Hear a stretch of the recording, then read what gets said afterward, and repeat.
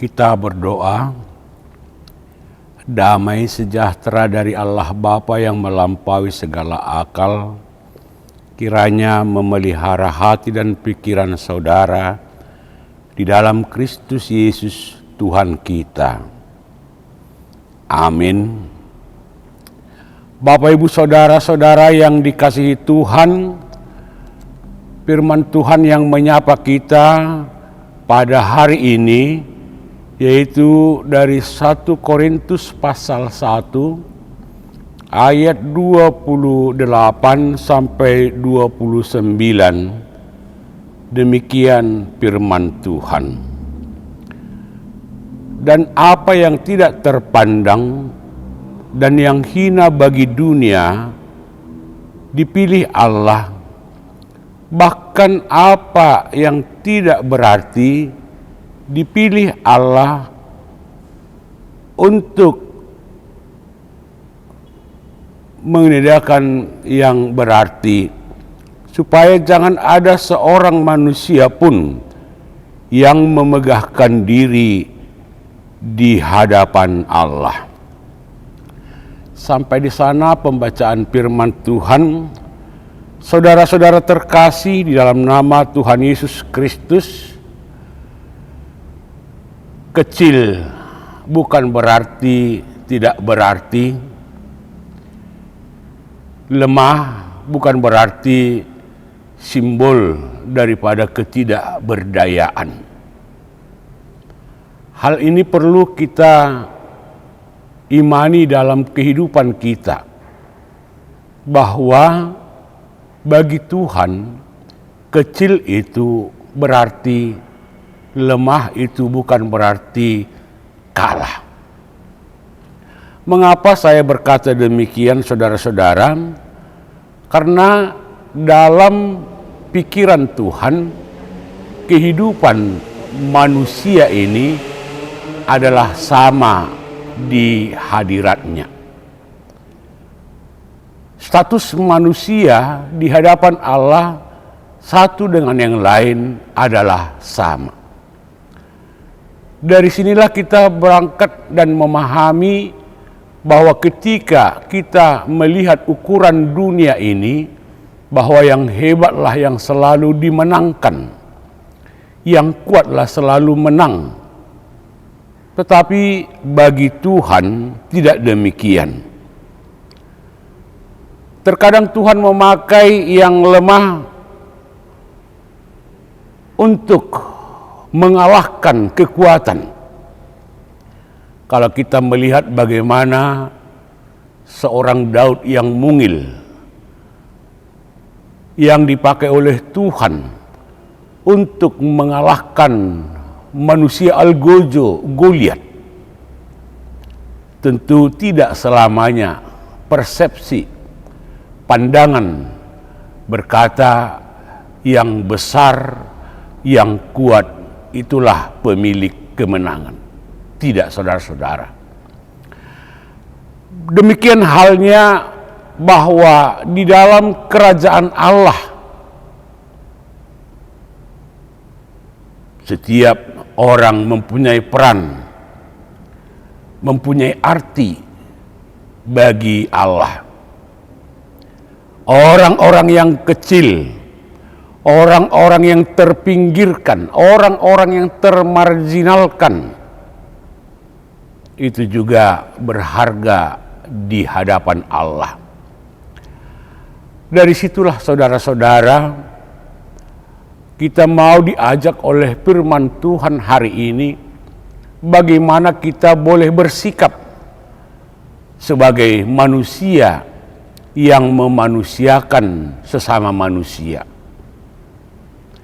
Bagaimana kita boleh memahami bahwa alangkah lebih baiknya kita saling menghargai, kita saling toleransi terhadap sesama dengan tidak menganggap kitalah yang paling super, kitalah yang paling hebat, kitalah yang paling baik.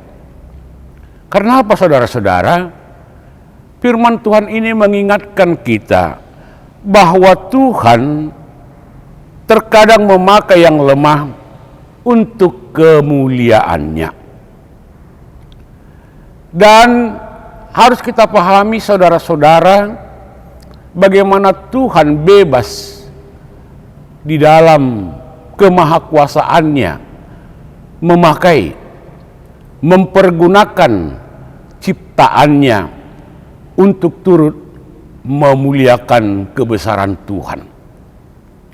Dalam hal ini kita perlu merenungkan saudara-saudara, Tuhan memilih yang lemah dan tidak terpandang supaya tidak ada manusia yang bisa membanggakan diri atau mengklaim bahwa keberhasilan adalah karena kekuatannya sendiri.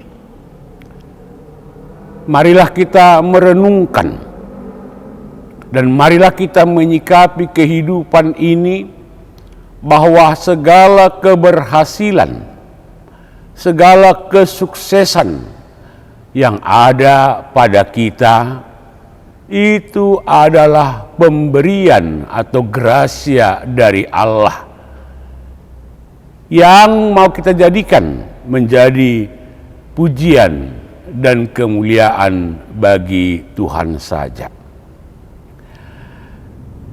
Melalui firman ini saudara-saudara, kita mau diajak, kita mau dipakai oleh Tuhan di dalam segala kelemahan, di dalam segala kehinaan, kekurangan kita, agar kita mau dan ikut dipakai Tuhan untuk melengkapi,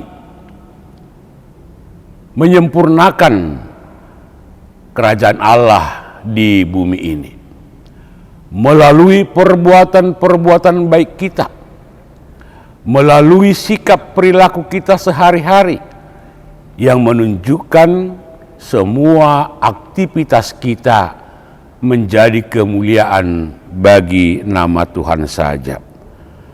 Dan untuk itu saudara-saudara, kita diajak, kita dituntun oleh renungan hari ini bahwa kelemahanmu, ketidakberdayaanmu itu berguna bagi Tuhan. Untuk itu jangan kecil hati.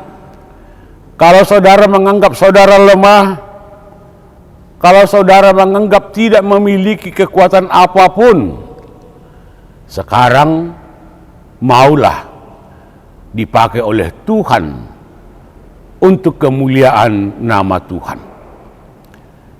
Dalam kelemahanmu, dalam kekuranganmu, Tuhan mau mempergunakanmu sebagai alatnya untuk membuat dunia ini lebih baik dari hari kemarin. Saudara-saudara, marilah jika kita menyadari kita orang lemah, kita orang berdosa, janganlah kita terkungkung oleh kata lemah dan berdosa. Tetapi berilah waktumu, berilah hidupmu untuk diisi oleh Tuhan, mewujudkan kerajaan Allah melalui tugas dan pekerjaan kita sehari-hari. Semua itu menjadi kemuliaan bagi nama Tuhan. Tuhan memberkati kita. Amin. Kita berdoa.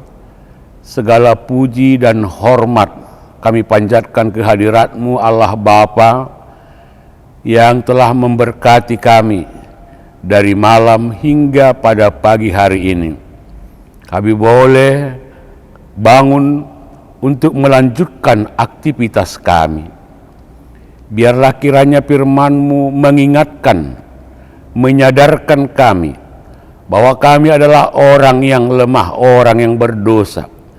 Namun Tuhan akan memakai kami melalui pekerjaan kami hari lepas hari menjadi kemuliaan bagi nama-Mu. Berkati kami Tuhan dalam tugas pekerjaan kami hari ini. Biarlah hari ini menjadi hari bahagia, hari sukacita, hari untuk mendapatkan berkat dan sukacita daripada-Mu saja. Berkati setiap kami dimanapun kami beraktivitas bekerja, agar kami beroleh rahmat dan kasih Tuhan. Berkati seluruh umat-Mu dalam segala kehidupan aktivitas mereka.